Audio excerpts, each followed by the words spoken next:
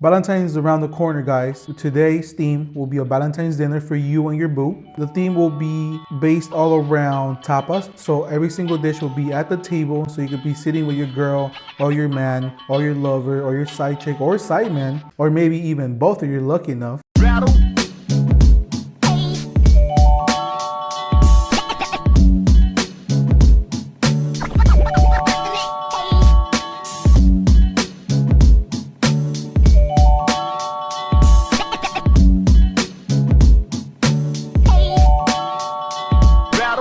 Hey guys, welcome to Chef Talk. Chef Easy E on the mic. Thank you for joining me on our second episode. Valentine is around the corner, guys. Today's theme will be a Valentine's dinner for you and your boo. The theme will be based all around tapas. All the food will be on the table. You're gonna be sitting down and you're gonna have a great time, flirt a little, drink a little. First step, guys, it's chopping all your vegetables and being ready to assemble this meal. It's not really complex, there's more going on, but it's not necessarily hard. Very simple. So first we're gonna start with the basil. And you wanna cut all these up and get all the big leaves first. Then you're gonna have all the smaller leaves. Nothing goes to waste here, guys, nothing. So now that you have all the smaller leaves, you put the biggest in the outside. You're basically just gonna wrap it up, just so you can chop everything. So first we're gonna do a very thin slice.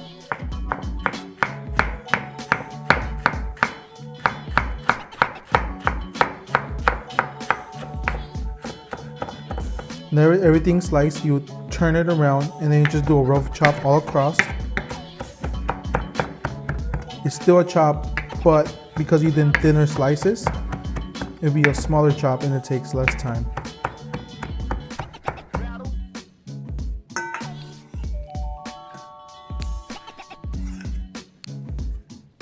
Once you have done all that, you want to add your olive oil.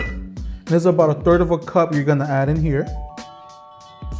You're gonna season with salt and pepper to your liking. Don't go too heavy here. Once you rub the marinade into the chicken, you can re-season one more time just to make sure it's layered and not it's just one impactful amount of salt. So it's like creating layers. You want the herbs to really shine the chicken. You do another pinch of salt at the end to bring out the chicken with the herbs, so it's a full-on dish. Once the chicken is completely marinated, you have it ready to go. Pop it in the oven at 375 for 20 minutes. That should cook the internal temperature, but you still want it to get crispy on the side, so give it another extra 5 to 10 minutes. Make sure you consistently go to the oven. Like, look through the glass, don't open the oven consistently because you can lose the heat of the oven and your chicken won't cook thoroughly. So while the chicken is cooking, we're gonna start doing the tomato spread. This one, we can make it in two versions. You can make it raw or cook, and I'm gonna show you both. Very simple. Make sure you grab your zester or some sort of cheese grinder. Cut the tomato in half, and you're just gonna zest through it. And as you're zesting, you wanna make sure you wanna get all the juices. I have heard mixed feelings about the seeds being a good thing, a bad thing. In my personal opinion, it doesn't really do anything for me. The only benefit I see of the seeds, it gives another level of acid that belongs to the seed. And I actually find it quite nice, but if you don't want the seeds, you can just remove them. And you're just scraping, and you don't want to get the skin, you just literally want to get all the inside flesh of the tomato, because that's where all the good flavor is. In this case, I'm just using a Roma tomato. You can use heirlooms, you can grate even those cherry ones, but in this dish, it's really all about the olive oil that you use. And you'll find the recipe of this tomato spread in my blog and in the final description of the video. I'm adding about 1/3 of a cup of really good quality olive oil or extra virgin olive oil. And on this dish, you really want the olive oil to pop.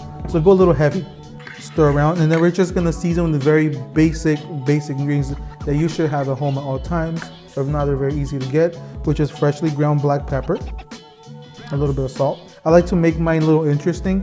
Being in California, there's a bunch of oregano, and so I just grab a little bit of dry oregano from my garden that I dehydrated earlier.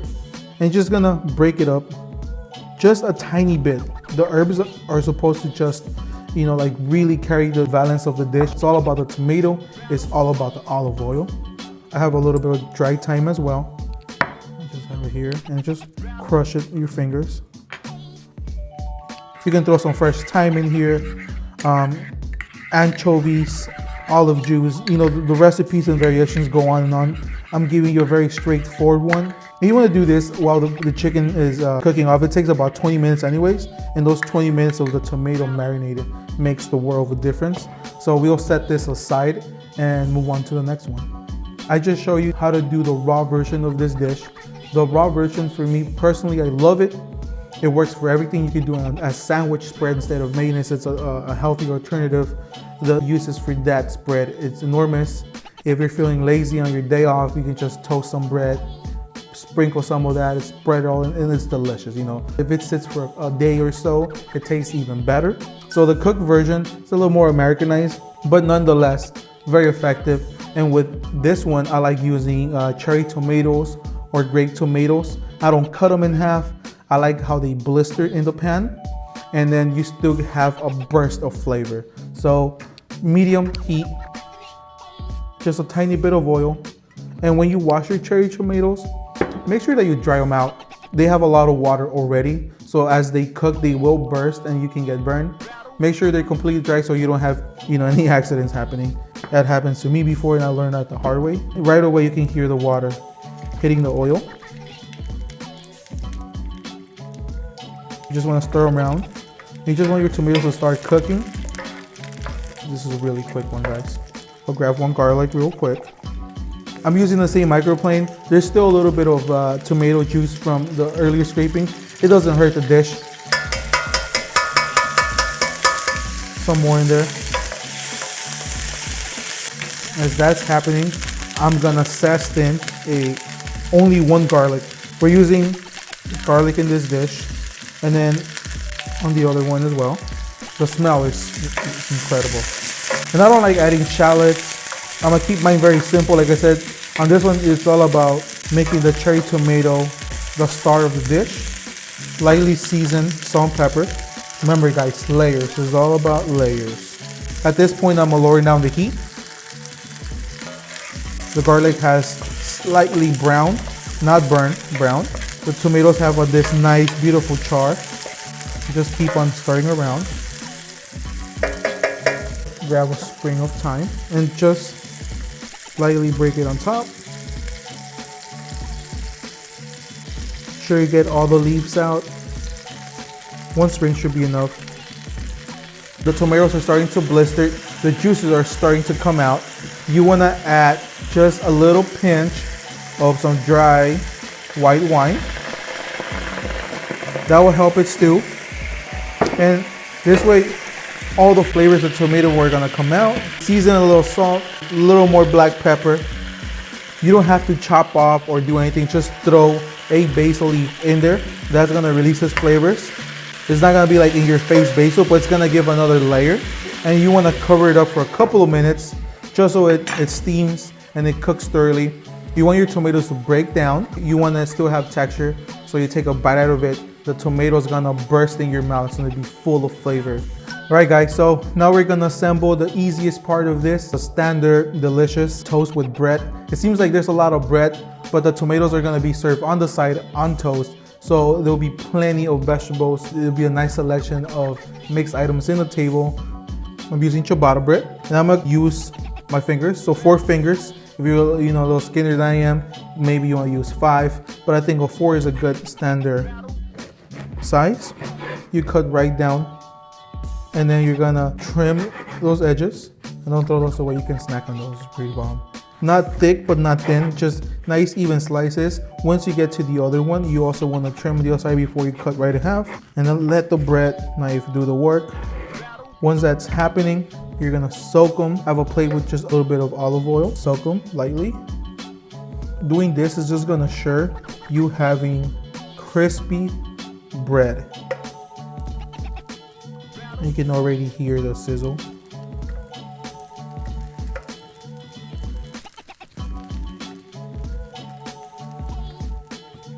Now that the bread is in the pan, drizzle a little bit more oil. Tiny little bit, be careful with that drizzle. Just so the bread fries. And make sure you move it around. There you go. And just let the bread get nice and crispy.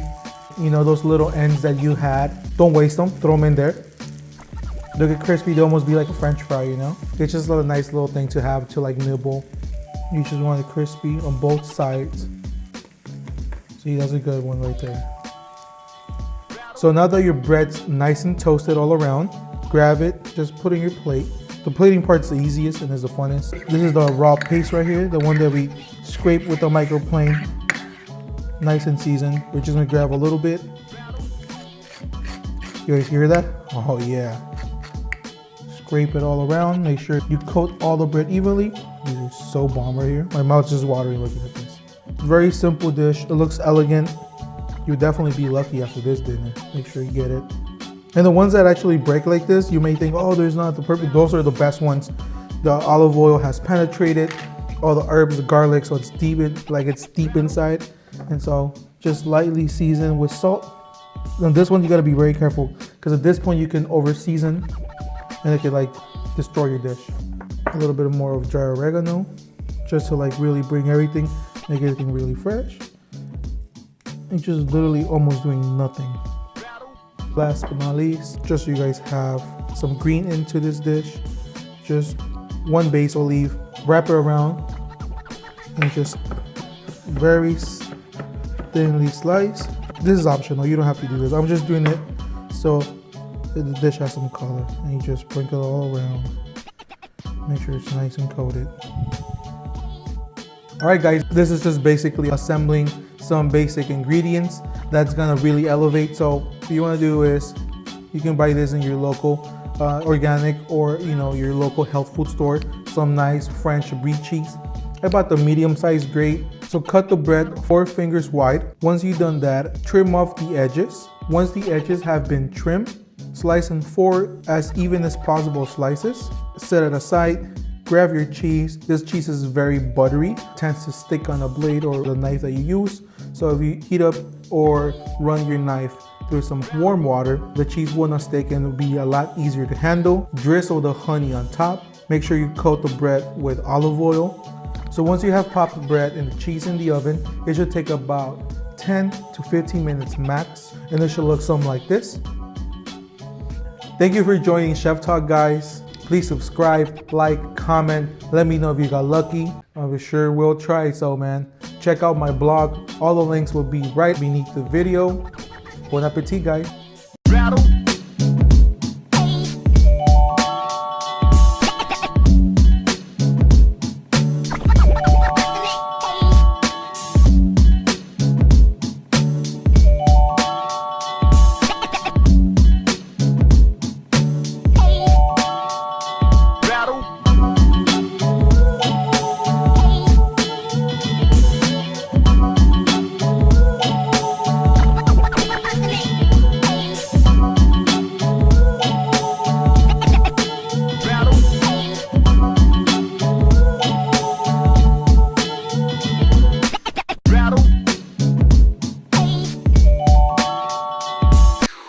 Thank you for joining me at Chef Talk.